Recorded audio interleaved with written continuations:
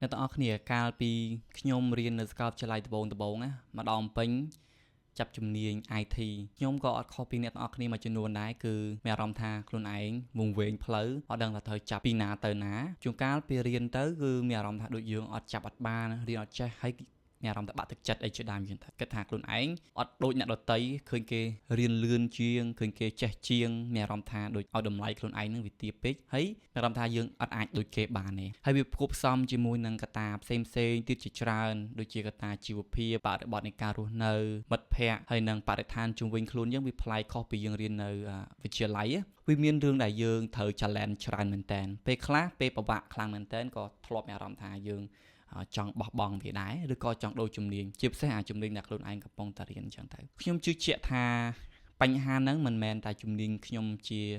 ជំនាញ IT ទេសម្រាប់ជំនាញផ្សេងក៏ដូចគ្នាដែរខ្ញុំជឿជាក់ថាពួកគាត់ប្រកាសជាមានបញ្ហាឬក៏មាន challenge ផ្សេងរៀងខ្លួន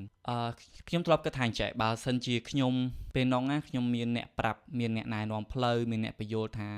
បងឯងគួរតែដើរផ្លូវនេះបងឯងគួរតែរៀនបែបនេះអីចឹងទៅធ្វើអញ្ចេះធ្វើអញ្ចោះបញ្យល់យើងណាមិនថាបញ្ហាដែលយើងពេល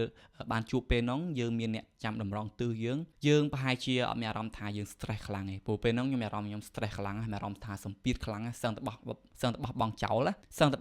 លហើយជាក់ស្ដែងបងប្អូនមួយចំនួនផ្សេងទៀតគាត់បានបោះបង់ចោលដូចគ្នាដែរបញ្ហាហ្នឹងបញ្ហាដែលខ្ញុំជួបហ្នឹងមានអ្នកបោះបង់ចោលឬក៏មានអ្នកដូរទៅរៀនអីផ្សេងឬក៏ធ្វើអីផ្សេងដែលខុសពីគោលដៅខ្លួនឯងដោយសារកត្តាឬក៏បញ្ហាដែលគាត់កំពុងតែជួបប្រទះហ្នឹងឥឡូវហ្នឹងបងប្អូនទាំងអស់គ្នាអត់ពិបាកទេខ្ញុំមាន road map មួយសម្រាប់បងប្អូនទាំងអស់គ្នា road map នោះគឺ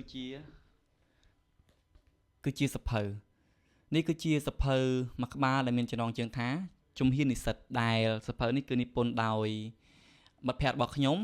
ឈ្មោះថាភាពសុភ័ក្របាទគាត់ធ្លាប់ពីមុនមកគាត់ធ្លាប់និពន្ធសភៅមួយក្បាលរួចមកហើយគឺសភៅសិស្សឆ្នើមនិទេសអេឥឡូវហ្នឹងគឺគាត់មានសភៅមួយក្បាលទៀតគឺសភៅជំហាននិស្សិតគឺភាគច្រើនគឺផ្ដោតទៅលើនិស្សិតពេលដែលខ្ញុំអានសភៅហ្នឹងទៅខ្ញុំមានអារម្មណ៍ថាវ៉ាវគឺបញ្ហាដែលគាត់ជួបប្រទះហើយក៏ដូចខ្ញុំជួបប្រទះគឺគាត់បានលើកយកមកនិយាយហើយអីដែលខ្ញុំពេញចិត្តនោះភាគច្រើនវាត្រូវជាមួយសាច់រឿងខ្ញុំបើសិនជាពេលហ្នឹងខ្ញុំបានសភៅនឹងអានជា road map សម្រាប់ខ្ញុំប្រហែលជាអត់ពិបាកទេព្រោះខ្ញុំធ្លាប់រកបោះបង់ចោលការសិក្សាម្ដងហើយមួយទៀតអីដែលខ្ញុំស្រឡាញ់ពីសភៅហ្នឹងគាត់មានជាមេត្តារបស់គាត់តើតើមួយមេត្តាពេលខ្ញុំអានទៅគឺដូចជា road map មួយមានថាយើងយល់ពីសាច់រឿងខ្លះបាត់ហើយមានថាយល់ពីអត្ថន័យសភៅហ្នឹងបានបាត់ហើយជាគោលគំនិតណានៅពេលដែលយើងអានឲ្យស៊ីជម្រៅទៀតបានយើងយល់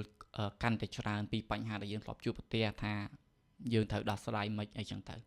អញ្ចឹងជា recommendation ហ្មងខ្ញុំណែនាំឲ្យបងប្អូនអរគ្នាដែលកំពុងតែរៀននៅ